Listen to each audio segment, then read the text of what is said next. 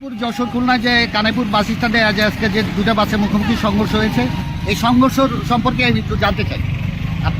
আজকে দুপুর 12:30টার সময় চুয়াডাঙ্গা থেকে ঢাকাগামী রয়্যাল এক্সপ্রেস এবং ঢাকা থেকে চুয়াডাঙ্গাগামী ডিডি পরিবহন দর্শনা রিল্যাক্স পরিবহন কানাইপুর বাজারের এখানে মুখোমুখি সংঘর্ষ হয়। সংঘর্ষে 8 জন গুরুতর আহত, তার মধ্যে একজন ছোট মেয়ে আছে। হসপিটালে আমরা দ্রুত এসে, যেহেতু আমার খুব কাছেই, আমরা খুব দ্রুত এসে তাদেরকে উদ্ধার করে হসপিটালে প্রেরণ করি।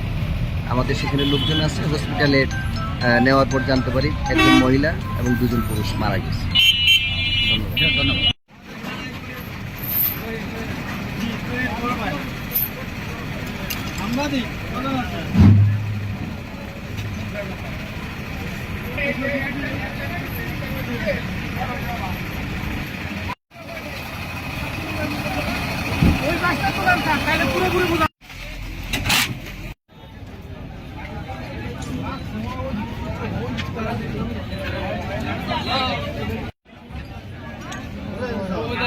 কি জানি ওই জায়গা ওই কোন হবে না করতে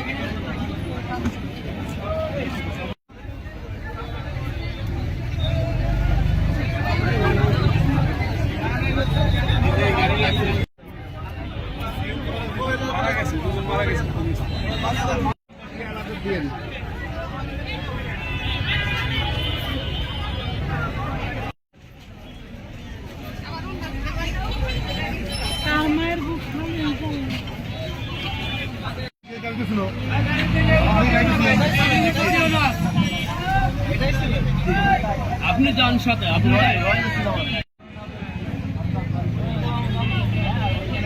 আপনাদের এটা দেখাচ্ছি যে বাসটি, এটা কি বলা যায়, দর্শনা ডিলাক্স অর্থাৎ ডিডি পরিবহন।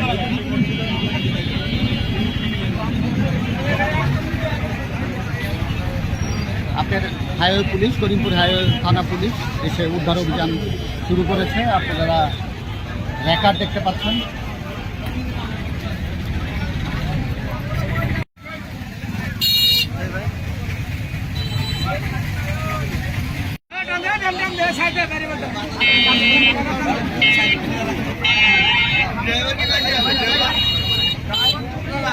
ড্রাইভার আগে নিয়ে গেছে।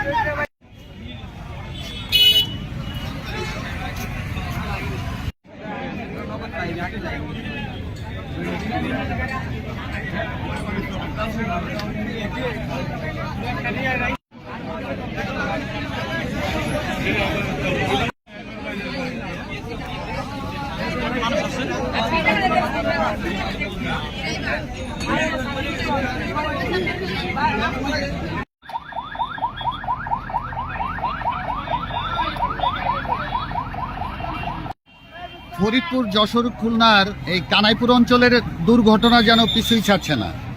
আমি বলছিলাম যে কিছুক্ষণ আগেই একটি দুর্ঘটনা ঘটেছে, যে দুর্ঘটনাটি এই যে রয়্যাল পরিবহনের সঙ্গে দর্শনা ডিলাক্স অর্থাৎ ডিডি পরিবহনের মুখোমুখি সংঘর্ষ।